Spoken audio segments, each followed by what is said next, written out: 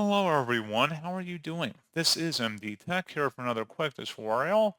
In today's tutorial, I'm going to show you guys how to make or set the Microsoft Edge web browser as the default web browser on your Windows 10 tablet, laptop, or desktop computer. So this should hopefully be a pretty straightforward process here, guys. And without further ado, let's go ahead and jump right into it. So all you have to do is open up the search menu and you want to type in settings. Best result should come back with settings. Go ahead and open that up.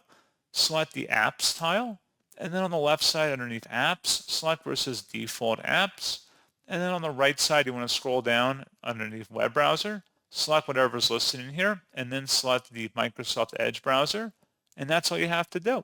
So pretty straightforward process on that, guys, and as always, thank you for watching. I do hope that was able to help you out, and I do look forward to catching you all in the next tutorial. Goodbye.